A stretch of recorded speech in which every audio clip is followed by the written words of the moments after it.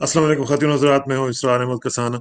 और आज का जो प्रोग्राम है वो हमारा स्पॉटलाइट ऑन इंडिया है।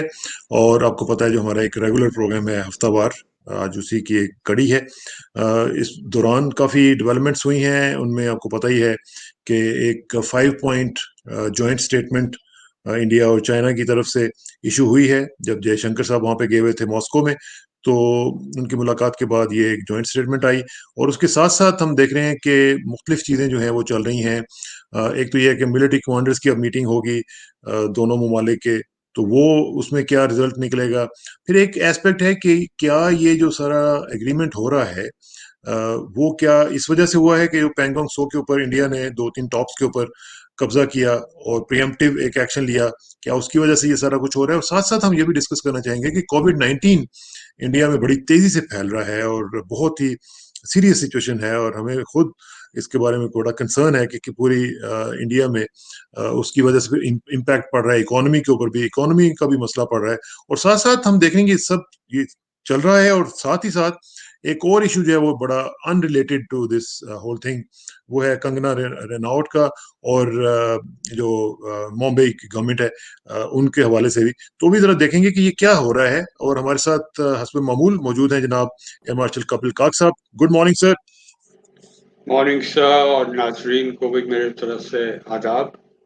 Thank you sir, thank you for joining us. और जरा ये बताइएगा एयर मार्शल साहब कि ये जो 5 पॉइंट जॉइंट स्टेटमेंट है, हमने देखी है इसको, और मुख्तलिफ चीज़ें इसके ऊपर चल रही हैं, मुख्तलिफ लोगों की क्रिटिक्स भी आई हैं।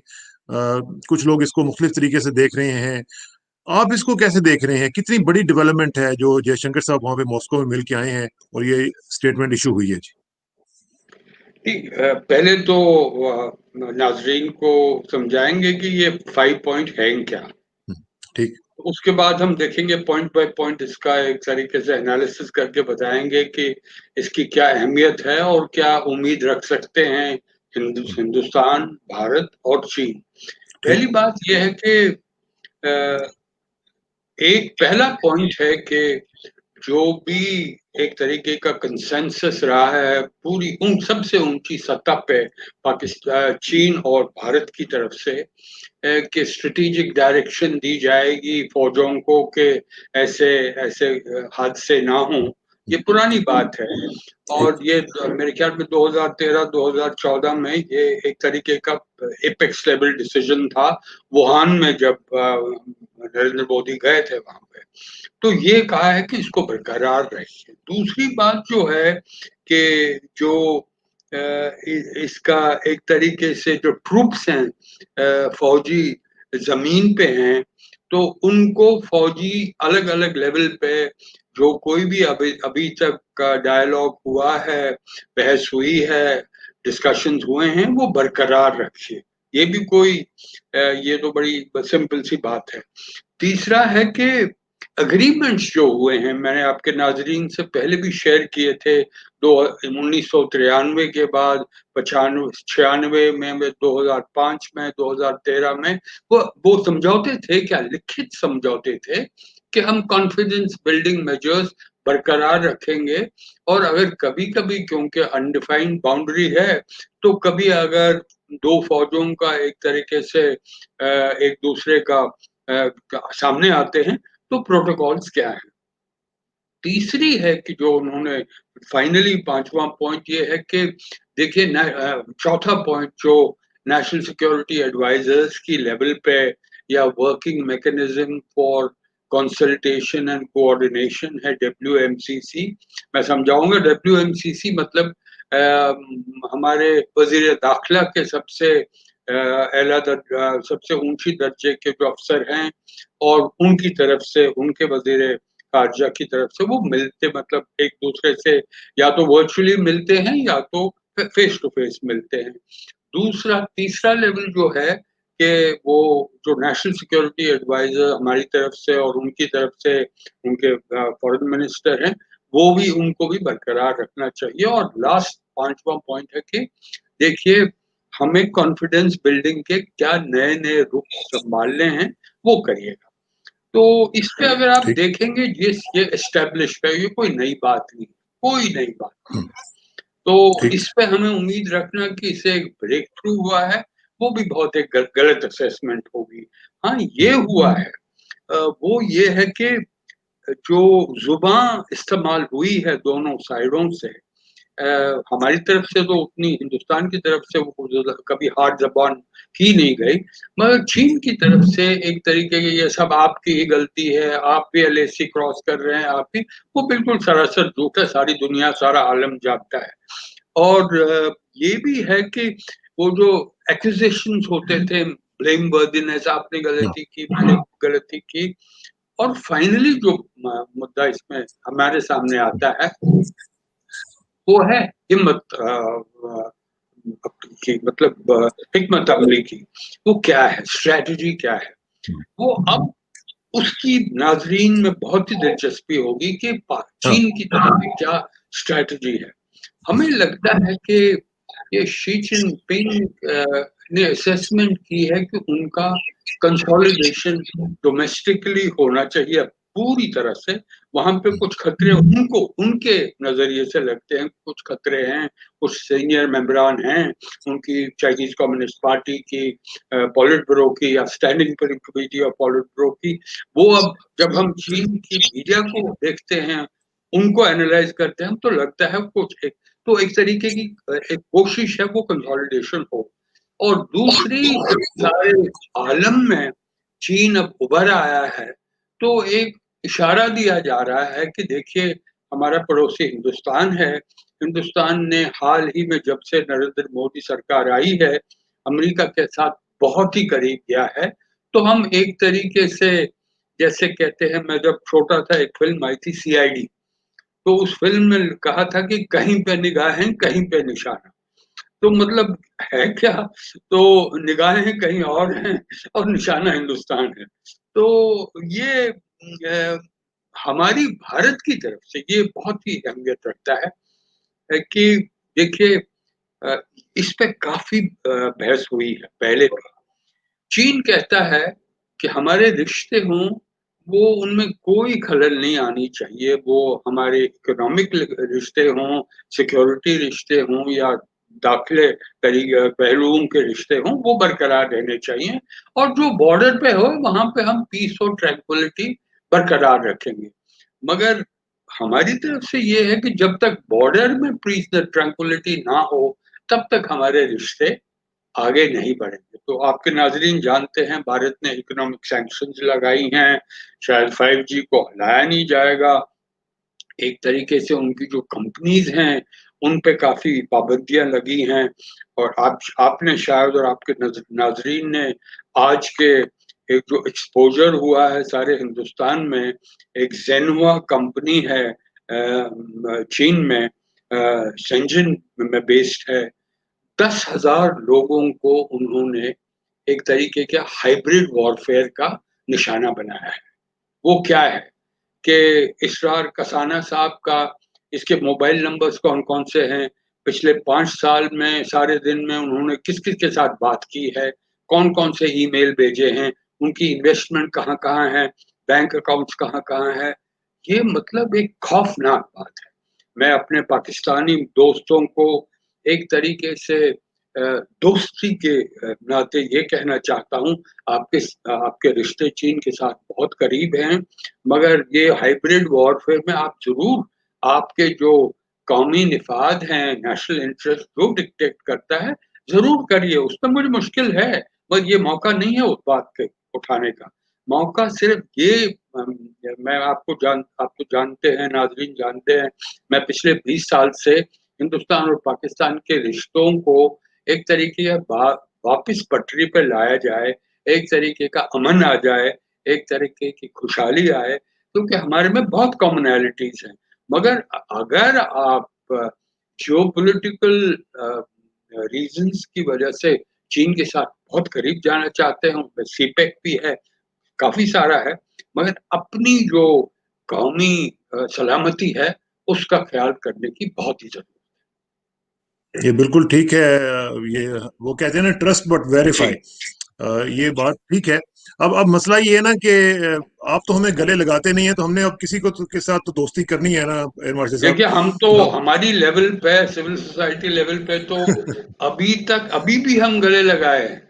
अभी इसी साल, फिर नहीं, पिछले साल हम पाकिस्तानियों से मिले हैं, ट्रैक टू में मिले हैं, बाहर मिले हैं, ना तो पाकिस्तान में मिले, ना तो हिंदुस्तान में।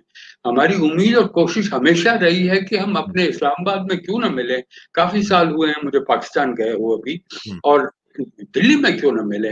मगर वो एक दिन आप वो भी रख लीजिएगा, जब हाँ इजाज साहब होंगे, कोई और गेस्ट होंगे, तो हाँ, हिंदुस्तान पाकिस्तान के रिश्तों को हम कहाँ ले जा सकते हैं। नहीं नहीं, हम हमें दोनों आपकी में आपकी बहस करने की बहुत हमें जरूरत आपकी नीयत पे तो कोई शक नहीं है मार्शल साहब, आपकी नीयत पे कोई शक नहीं है। आपने जो कंट्रीब्यूट किया इस कॉज के लिए, उस पे भी कोई शक नहीं है। हमें तो मसला आ जाता है जब मोदी साहब हमारे साथ इस तरह ट्रीट करते हैं, तो ये प्रॉब्लम्स वहां पे शुरू हो जाते हैं, और वो नहीं होने चाहिए। लेकिन coming back to the whole point, ये जो हम लोग चाइनीज की बात कर रहे थे, आपने इशारा किया कि उन्होंने ये कहा जी कि अ, इस तरह की जो ट्रीटमेंट है वो नहीं होनी चाहिए, और बॉर्डर का इशू जो है वो अलग है, जो बाकी ताल्लुकात हैं वो अलग हैं। बल्कि एज ए मैटर फैक्ट जब ये जॉइंट स्टेटमेंट आया ना, तो उसके बाद चाइनीज फॉरेन मिनिस्टर की तरफ से अलग से स्टेटमेंट आई, उसमें उन्होंने ये कहा कि हमने डीलिंक कर दिया है बॉर्डर इशू को अपने जो ओवरऑल रिलेशनशिप है। तो ये तो चीज उन्होंने कर दी है।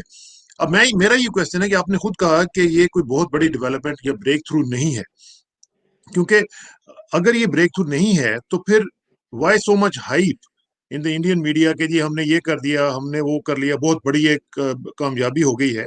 तो इसका मतलब है कि हमें we should not read too much into it. Do you agree with it?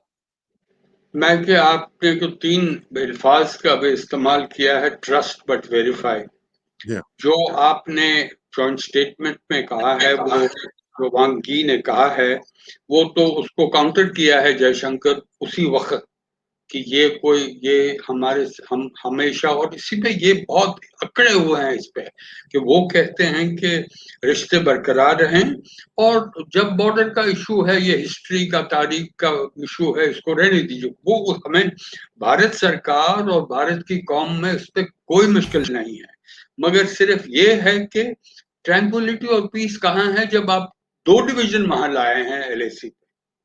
ये तो नाजरीन जानते हैं, पहला तो चीनी तरफ से, वो तो एक्सरसाइज में लगे हुए थे टिबेटन प्लेटो, सिंजकियांग के एरिया में, और भारत जहां तक पेट्रोलिंग करता है वो रुकावट लाए थे क्योंकि जाड़े का मौसम था। और जब अप्रैल में उन्होंने पेट्रोलिंग शुरू की, को देखा तो पेट्रोलिंग तो हम कर ही नहीं सकते।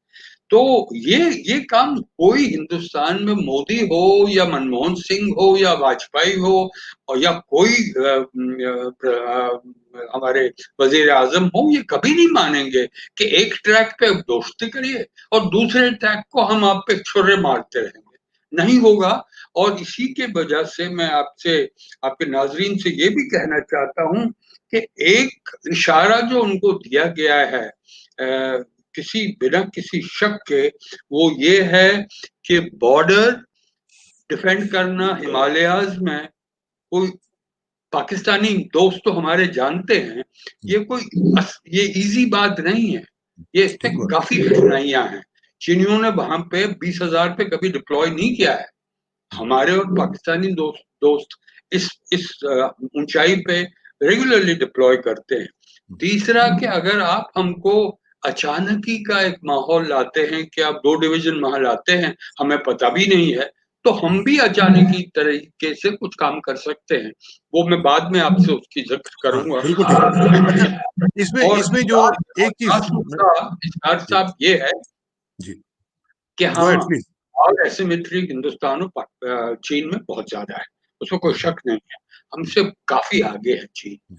मगर पावर एसिमेट्री में अगर एक मुल्क कमजोर हो, तो ये नहीं कहा जा सकता है कि हम उस मुल्क को कुचल सकते हैं। ये कभी नहीं हो सकता। ये उनको, ये जो एक तरीके का सबक जो है, वो 2930 रात को चीनियों को सिखाया गया है। उसका क्या मतलब, आपको इसका मूल्य, इसकी कीमत चुकानी पड़ेगी। ये कोई, it is not a knife through butter situation, कि आपने छुरी लाई और मक्खन आया हो तो मक्खन काट लिया, वैसे काम नहीं है। मेरे ख्याल में वो मैसेज गया है, इसीलिए वांग यी और जयशंकर की जो बात हुई है, उस पे मैंने पहले कहा था कि ज़ुबान जो है मॉडरेट ज़ुबान है, एक तरीके से वही पॉज़िटिव्स वही है। मगर हम आगे देखेंगे कि जो ये कह रहे हैं डिसएंगेजमेंट, वो कैसे आएगी, कैसे प्रोसेस होगा। अब कोर कमांडर के इस बात तो 5 बात हुई है, आर्मी मतलब कमांड लेवल के बाद जो डिप कमांडर है वो बातें हुई है, कुछ दिनों में ब्रिगेडियर लेवल की और बात होगी, शायद कोर कमांडर्स की बात होगी। उसके बाद हम कह सकते हैं कि ये 5 पॉइंट जो एजेंडा है ये कहाँ गया? हैज़ इट फ्लोन ठीक है। और ठीक है। हैज़ इट अच्छा, इसमें इसमें जो स्टेटमेंट है, स्टक? ये जो स्टेटमेंट है मास्टर साहब, उसमें कुछ चीजें तो आपने देखी हैं, मैंने भी देखी हैं, लेकिन I am more interested in what is not there in the statement. For example, जो उसमें नहीं है वो ये है कि स्टेटस को एंटे की बात नहीं हो रही है, कि जो देखें, अब जो उन्होंने कब्जा कर लिया हुआ है उसको छुड़ाने के लिए और प्री अप्रैल 2020 की पोजीशन पे जाने की कोई बात नहीं हुई है, कोई जिक्र ही नहीं है उसका। दूसरी जो बड़ी सिग्निफिकेंट किस्म की जो चीज नहीं है, वो ये है कि there is no mention of line of actual control. अब ये जो चीज है, ये आपको पता है कि लाइन ऑफ एक्चुअल कंट्रोल को उन्होंने नाम ही नहीं लिया, अब उन्होंने कह दिया कि बॉर्डर एरियाज। अब ये एक बहुत वेग किस्म की स्टेटमेंट है। अब इसको कौन डिफाइन करेगा? मिलिट्री कमांडर्स के ऊपर एक बहुत बड़ा बोझ आ जाएगा कि कैसे उसको डिफाइन करेंगे कि जी बॉर्डर कौन सा है। तो ये आप समझते हैं कि ये काफी सिग्निफिकेंट मिसिंग है हुई है इस स्टेटमेंट के अंदर। नहीं, बिल्कुल ये तो हमारे मीडिया में भी आया है, मुझे इसका ज़िक्र करना चाहिए था। हम्म, वो ये है कि हमारी तरफ से हमारी सरकार ने बहुत ही कंसर्न हम्म, एक्सप्रेस किया है कि स्टेटस को एंटे में वो हमारे साथ कुछ नहीं, जैसे 2 फॉरेन मिनिस्टर्स बात करते हैं, तो एक तरीके का स्टेटमेंट का भी एक कॉम्प्रोमाइज़ होता है। कि कौन ठीक। सा लफ्ज इस्तेमाल होगा, कौन सा सेंटेंस हम हटाएंगे, कहाँ ब्रैकेट लगाएंगे, आप जानते हैं, आप तो इतने सीनियर जर्नलिस्ट हैं। तो ये कॉम्प्रोमाइज में उसकी बात नहीं है, मगर हमारी तरफ से, सरकार की तरफ से जो भी सत्ता हो, इसका हमेशा मेंशन किया गया है मई के बाद, एक 5 महीने हुए हैं कि स्टेटस को एंटे लाइए। वो स्टेटस को में डेट भी दी है, महीना भी दिया है, हाँ, जैसे सूरत हाल थी अप्रैल के महीने के। हम ठीक। उसको रिस्पेक्ट करेंगे क्योंकि दोनों साइड पेट्रोलिंग करते थे और बॉर्डर्स दोनों साइड एलएसी का जो आपने कहा line of actual hmm, control, इस पे मेंशन नहीं है। वो भी चीन की तरफ से एक एक एक एक तरीके का हार्ड लाइन अप्रोच है। हालांकि उसी चीन ने 1993 और 96 में जो अग्रीमेंट हुआ है, लिखित अग्रीमेंट है, ये जॉइंट हाँ, स्टेटमेंट नहीं है, दोनों साइडों पे उस पे सिग्नेचर्स हैं, उस पे लाइन ऑफ एक्चुअल कंट्रोल लिखा हुआ है। उसका मतलब क्या है कि जो आप कह रहे हैं, आप समझिए अपनी लाइन ऑफ एक्चुअल कंट्रोल, जो लिखा नहीं है, मगर मैं उसको इंटरप्रेट करता हूं, आप हमारे साथ उस पर सहमति रखेंगे, और हम्म, जो चीन करता है एलएसी, ठीक है, हम बरकरार रखेंगे। और वही हमने देखा भी है मई के बाद। देखिए, फिंगर 4 पे हम बैठे हुए थे, हम्म, फिंगर 8 तक हम जाते थे। फिंगर 8 1960 की चीन की क्लेम लाइन हाँ, 59 की। है, 59 की क्लेम लाइन है फिंगर 8। जी। हमने मान लिया, ठीक है, आप कह रहे हो, क्योंकि जब तक हम समझौता नहीं करें, और आप 8 से 4 तक आइए, आप कहते हैं 4 आपकी लाइन ऑफ एक्चुअल कंट्रोल है, और हम 4 से 8 जा सकते हैं। ये एक मिसाल दी है, वैसे ही भी गलवान में है, हॉट स्प्रिंग में है, गोगरा में है, डेप्सांग में है, दमचोक में है, चुमार में है। तो मतलब जो कुछ भी, ये ना कहना कि लाइन ऑफ एक्चुअल कंट्रोल का इस्तेमाल ना करना, ये एक हम्म, कॉम्प्रोमाइज है। स्टेटस को एक्सप्रेशन यूज ना करना, नहीं तो वो ब्रेक डाउन हो जाता है ना, हम्म, टॉक कहीं नहीं बढ़ते। कम से कम आप जंग की तरफ नहीं जा रहे हैं, थोड़ी बातचीत के रास्ते पे चल रहे हैं, क्योंकि ठीक है। 2 महीने बहुत ही अहमियत रखते हैं। मिडिल ऑफ नवंबर में तक 2 महीने, मैं अभी जी। भी रूल आउट नहीं कर सकता हूं कि कुछ हो सकता है, हम्म, अभी भी, क्योंकि कोई नहीं कह सकता। आप जानते हैं, आपने कॉन्फ्लिक्ट स्टडी किए हैं, क्योंकि हमें हमारी तरफ तो हम हिंदुस्तान की तरफ से एक डिफेंसिव पोस्चर है, हाँ, मगर जो 29 और 30 रात को हुआ है कि एक ऑफेंसिव कैपेबिलिटी का भी हमने डेमोन्स्ट्रेशन दिया है। उस पे हमने एक स्पेशल फोर्स का एक डिवीजन वहां पे डिप्लॉय किया है। वो कोई आम बात नहीं है। वो हाँ, सारे के सारे टिबेटन्स हैं, सारे के सारे टिबेटन पॉपुलेशन जो यहाँ पे आई है, उनकी जो उनकी जो यूथ है, वो वो टिबेटन्स हैं। माउंटेन वॉरफेयर उनकी रगों में है। इन ऊंचाइयों पे वो जंग कर सकते हैं। उनकी तरफ से कोई टिबेटन टिबेटन बटालियन नहीं है। अगर टिबेट उनके साथ है, तो वो भी वहां पे फिर आप टिबेटन्स को टिबेटन्स के साथ जंग करवा सकते हैं। हम्म। वो भी नहीं हुआ है, तो ये बहुत अहमियत रखता है। अच्छा अच्छा, क्यों? हिमांशु साहब, आपने आपने जिक्र किया डैम चौक का और शुमर का, जो कि 2014 में ये वाकया हुआ था, स्टैंड स्टैंड ऑफ हुआ था। और ये एग्जैक्टली उस वक्त हुआ था जब president Xi was visiting India. और उस वक्त उससे भी पहले आपको पता है 2013 में डेप्सैंग में भी एस्केलेशन हुई थी। तो अभी ये जो सिलसिला चलता आ रहा है, उसके बाद हम देखते हैं कि डी एस्केलेशन भी होती रही है, डिसएंगेजमेंट भी होती रही है।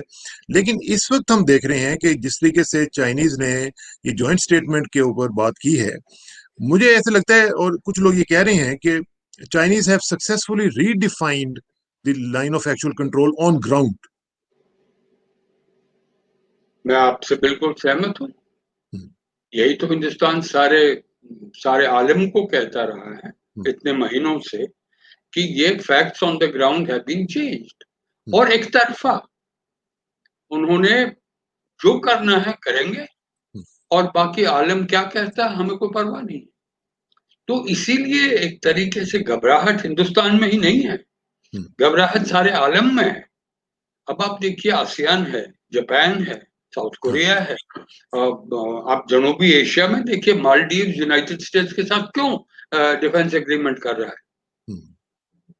आप जानते हैं, तो एक तरीके से हाल ही में 2 दिन पहले हुआ है कि वो एक तरीके की, मतलब हर एक मुल्क अपने कौमी निफाद, नेशनल इंटरेस्ट के लिए, उसको बरकरार करने के लिए रास्ते ढूंढ रहा है कि कहीं ये जो चीन है, हमारे पहाड़ की तरह हमारे सर पे गिरने वाला है। कोई तो हमें कोई सिक्योरिटी, कोई इंश्योरेंस पॉलिसी हो। अगर ऐसी सूरत हाल आए तो हम अपने देश को, मुल्क को बचा कैसे सकते हैं। तो ये आपने बिल्कुल ठीक कहा है, मगर एक एक फर्क है, 30 सेकंड में बताऊंगा। जी जी। डेप्सांग में 2013 में क्या हुआ, उन्होंने कुछ टेंट लगाए थे।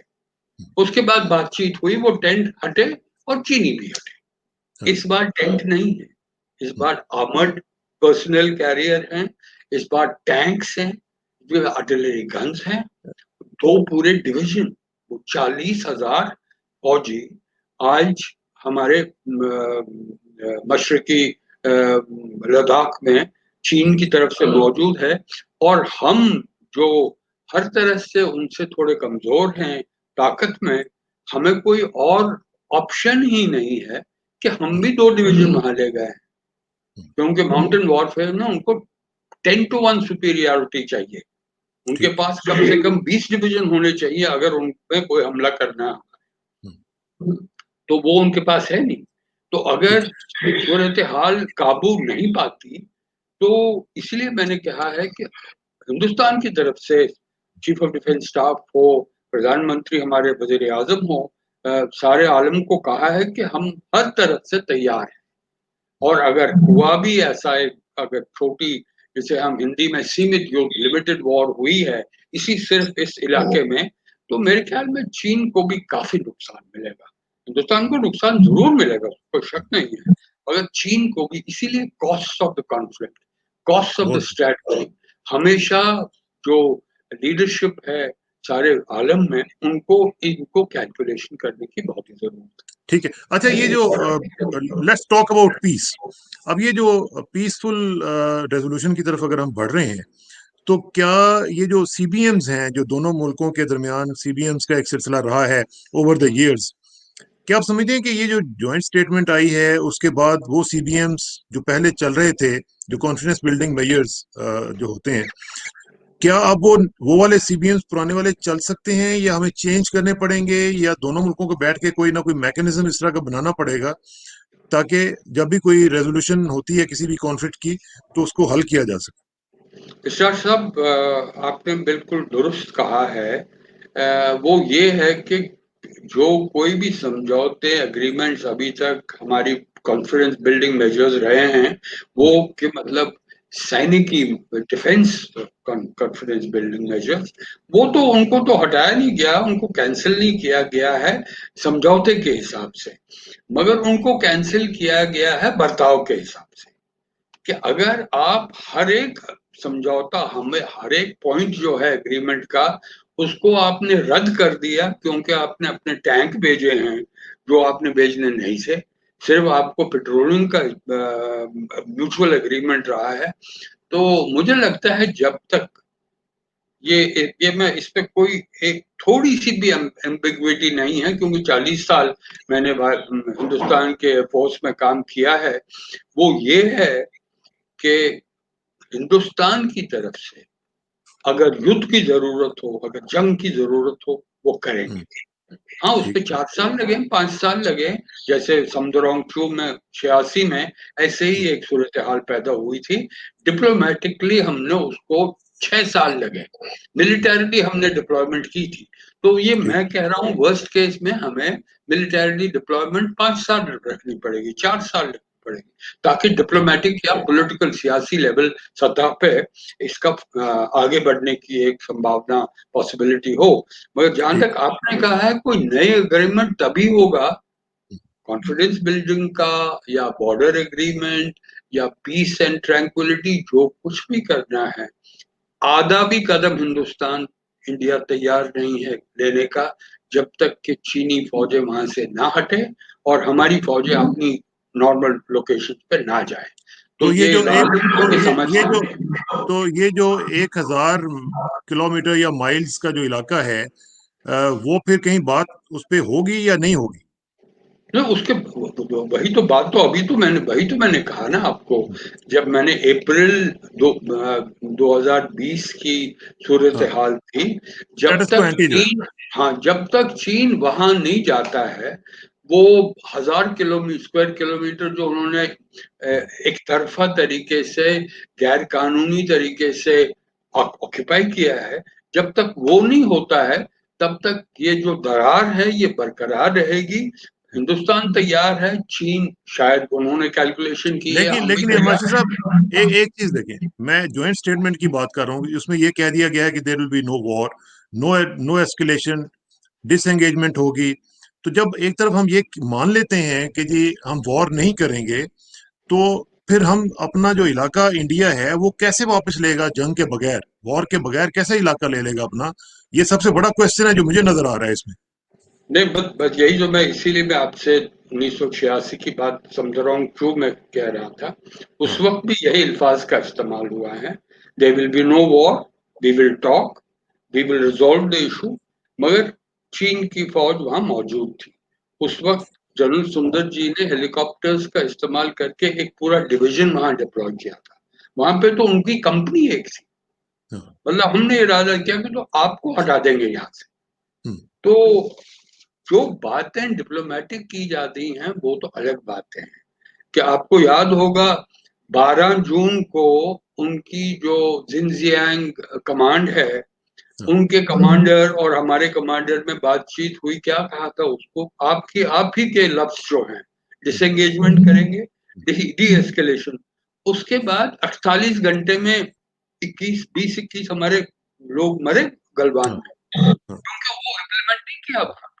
तो इसीलिए मैं कह रहा हूँ कि इसको हमें सोच समझ के ज्यादा हाइप नहीं करना चाहिए। अगर मीडिया हाइप करना चाहता वो उनकी उनकी हाँ। हाँ। अपने नजरिए से देखे। एक डिफेंस एनालिस्ट तो स्ट्रेटेजिक पब्लिक पॉलिसी कमेंटेटर की हैसियत से मैं कह सकता हूँ कि अभी हमें वक्त लगेगा। हम देखेंगे कि अगले 2 महीने बड़े क्रिटिकल हैं कि इस पे क्या प्रोग्रेस हो रही है। अगर कोई प्रोग्रेस नहीं होगी तो फिर जंग की बात ही नहीं है, क्योंकि फिर आप अप्रैल की बात कर रहे हैं कि विंटर में किसी तरह की लिमिटेड युद्ध हो ही नहीं सकती है, नहीं क्योंकि हो सकता। लिमिटेशन तो दोनों साइड। हम्म। तो फिर वो अगले साल पे बात चली जाएगी। अच्छा, जरा फाइनली और ब्रीफली हम बात कर लें जरा थोड़ी सी कोविड-19 के हवाले से। मार्शल साहब, इंडिया में बहुत ही सीरियस सिचुएशन है, मैं जो देख रहा हूँ। रोजाना तकरीबन 1 लाख के करीब केसेस जो है, 97,000 93,000 आ रहे हैं। नंबर ऑफ डेथ्स बहुत बढ़ रही है। क्या हो रहा है, इसको क्यों नहीं कंट्रोल कर पा रहे अभी तक? क्या टोटल लॉकडाउन की तरफ फिर बढ़ेंगे, या किस तरह पार्शियल लॉकडाउन होंगे, क्या होगा? नहीं, ये जुड़े हुए हैं। हाँ, इस पे तो हम सब, मेरे ख्याल में सारे सब कॉन्टिनेंट में बड़े अलर्ट होना चाहिए, क्योंकि जहाँ तक मैंने आपके नाज़रीन के सामने उस कुछ हफ्ते पहले भी बात की थी इसके बारे में, हाँ, क्योंकि हमने एक लॉकडाउन लगा दिया था मार्च 24 को, और उस लॉकडाउन काफ़ी देर रहा इसलिए कि हमारा हेल्थ इंफ्रास्ट्रक्चर इम्प्रूव हो, हमारे जो इक्विपमेंट सिस्टम्स इंपोर्ट करने हैं इमरजेंसी बेसिस पे करेंगे ताकि पब्लिक हेल्थ इंफ्रास्ट्रक्चर कोप करे। अगर 10 लाख 20 लाख 30 लाख की तादाद के कोविड 19 के पेशेंट्स हो, तो जी, वो उस पॉलिसी के हिसाब से ही चल रहा है। उसके बाद दूसरा मुद्दा था उस पर टेस्टिंग का। जब जी, मार्च 24 को टेस्टिंग थी, हम पूरे सारे मुल्क में 5 या 6,000 टेस्ट कर सकते हैं उस हाँ, वक्त। इस वक्त हम 10 लाख टेस्ट कर सकते हम्म, हैं। तो जितना आप टेस्ट करेंगे उतना आप यू विल फाइंड आउट कितने केसेस हैं। तो ये भी हमने उस वक्त, आपको याद, आपको टेप हाँ, कर देख लीजिएगा, मैंने उस वक्त भी कहा था कोई इसमें अचानक की बात नहीं हुई है कि suddenly situation is out of control. Not at all. Hmm, situation is bad, but we expected the situation to arise because when we do massive testing we will find more cases. मगर जहां तक अभी और बढ़ेंगे इस पर कोई शक नहीं है। सितंबर अभी तो बढ़ रहा है। जब हाँ, तक ये फ्लैटन नहीं होता है तो हाँ, फिर हम सांस ले सकते हैं कि हाँ, कोविड 19 काबू में आ गया है, और वो फ्लैटन करने के बाद कम होता जा रहा ठीक। है। यही अच्छा, अब ये बात जो एक बड़ी इंपॉर्टेंट चीज है, कोविड 19 का बहुत एक सीरियस इशू है। इकोनॉमी जो है उसका कोई हाल नहीं रह गया। जीडीपी आपको पता है कितना नीचे चला गया हुआ है। और ये सिर्फ कोविड 19 की वजह से नहीं हो रहा, ये उससे कोविड 19 से पहले के 12 क्वार्टर से इकोनॉमी जो है इंडिया की सफर करती आ रही है।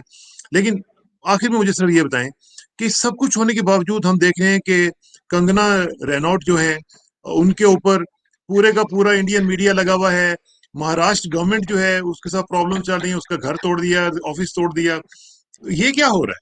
सीरियस इश्यूज की तरफ क्यों नहीं बढ़ रहे हैं? ये ये ये देखिए ना, ये तो सवाल मैंने आपसे पूछना चाहता था, क्योंकि आप जर्नलिस्ट हैं, आप इसके बारे में ज्यादा जानते हैं।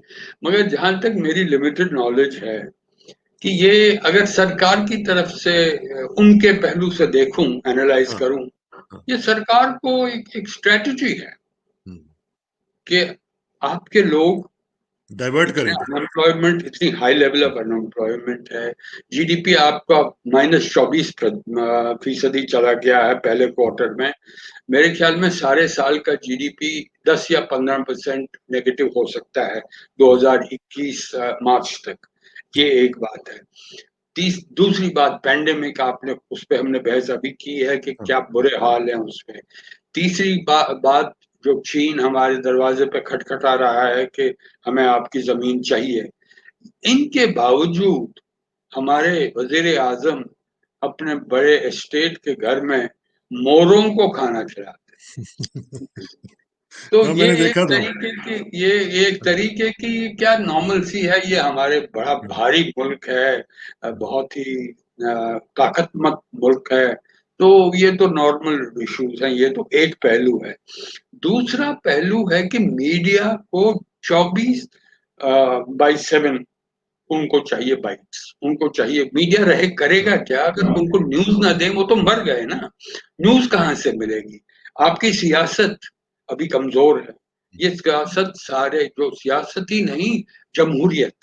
देखिए, सारे जनूबी एशिया में nation building is still in progress. It is. Hindustan में तो मौजूद है। हमारे इंस्टीट्यूशंस काफी मजबूत थे। आपने पहले भी एक सवाल उठाया था, वो कमजोर होते जा रहे हैं। मेरे ख्याल में बाकी देशों को, पाकिस्तान हो, अफगानिस्तान हो, मालदीव्स हो, श्रीलंका हो, बांग्लादेश हो, भूटान हो, तो इनको अपने इंस्टीट्यूशंस स्ट्रेंथन करनी चाहिए, क्योंकि जब तक आपकी सियासत डिमांड करती है, सियासत की फाउंडेशन क्या है? इलेक्शंस। हाँ, कहाँ इलेक्शंस है तो मुझे बताइए, मैं पॉलिसी आपको दूंगा। वो पॉलिसी क्या है? इलेक्शन बिहार में होने हैं, हाँ, सुशांत बिहार में। बिहार का है। हाँ, उसके बाद बंगाल में होने चाहिए, रिया चक्रवर्ती जिसको कि पब्लिक फोकस बना दिया है, तो ये उसका वो ब्राह्मण है। तो हमारी कॉम्प्लेक्सिटीज जो जनूबी एशिया, हमारी नहीं है, आपके यहाँ भी है। हम्म, आप जानते हैं आपके जो रीजन्स हैं, हाँ, सिंध हो या बलूचिस्तान हो या खैबर पख्तूनवा हो या पंजाब हो, अलग अलग इंटरेस्ट हैं। तो हाँ, इनको आप कैसे कॉम्प्रोमाइज करके आगे बढ़ाएंगे? इस पे सियासत सबसे बड़ी कल्प्रिट है। हाँ, उसके बाद मीडिया, जो ये एक तिनके को हाइप करी थी। एक पहाड़ बनाता है। हाँ, तो हाँ। इस वजह से ये चलता रहेगा, लेकिन कोशिश लेकिन लेकिन लेकिन मास्टर साहब देखे ना, वहां पे मैं देख रहा हूँ कि पीपल लाइक अर्नब अर्नब गोस्वामी साहब, कपिल शर्मा साहब, और साथ कंगना साहिबा, इन तीनों को वाई प्लस सिक्योरिटी दी जा रही है, कमांडोज दिए जा रहे हैं। ये क्या हो रहा है? टैक्स पेयर्स की मनी जो है वो किस तरफ लग रही है? लोग, क्योंकि मुझे ये तो मुझे तो पब्लिक पॉलिसी मुझे पता नहीं है, ये तो सीक्रेट रखी है सरकार ने।